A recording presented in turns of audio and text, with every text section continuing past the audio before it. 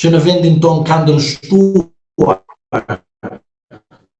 totalisht polet e treta, ti përçaj të dy, pra edhe atë që kanë parlament, edhe atë jashtë parlamentit, që do të thotë ju rrini pas një të vdekurit, i cili në fund fare nuk ju ndihmon juve.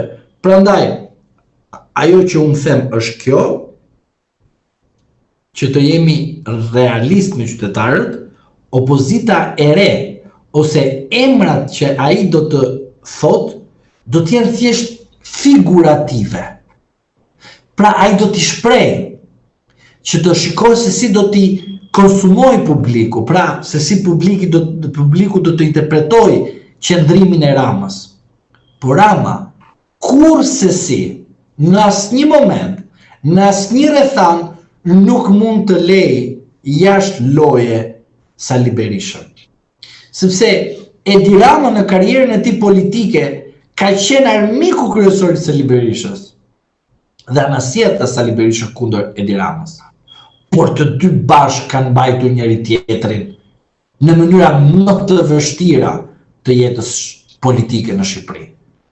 Rama nuk është i kënaqur që Berisha është në drejtsinë e tij. Por Rama është i kënaqur që me Berishën mund të bëjnë ndryshime kushtetuese duke favorizuar edhe Berishën edhe Ramën. Avokat, po amerikanët, tek pyetja e parë, mesazhi i tyre për kartelet. Ku janë kartelet?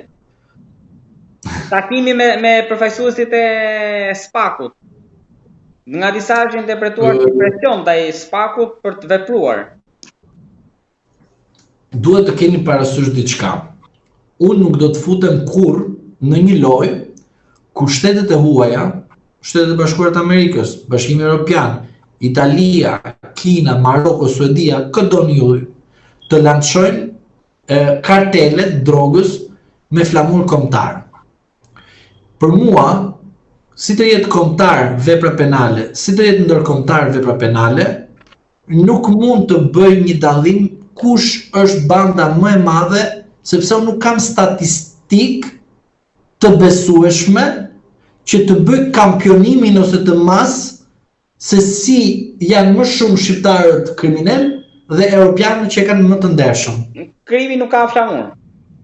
Po nuk ka flamur o zotëri. Ose ajo tjetra, kemi kaq shumë hajdut, X vendit, po ama shqiptarët janë kampione. Pse unë duhet të bijem pre të politikës së brendshme të një shteti i cili për shembull Meloni është nacionaliste. Pse unë duhet të bim pre të interesave politike të saj që ka brenda vendit, që të bindi nacionalistët italian, që ne po luftojmë krimin e organizuar, shqiptarët kriminal, hajdut, ndërsa shqiptarët atje lulëzojnë me ndërshmëri. Ka fol dikush për këtë gjë? Asnjë. Po përveç kësaj, vjen Franca, këte vjen Marok, Macroni jemi shumë përpara, avancime e kështu, kur vinë ato rezultatet e të thëtë, krimi i madh është shqiptar në Francë. Po mirë, a na erdhe këtu dhe na the sa të bukur, sa të mirë jemi drejt në Europë dhe ku shkon në Francë për me u bërë konsumin politik të brendshëm, thua kartela e drogës shqiptare, hajdutët shqiptar kriminal.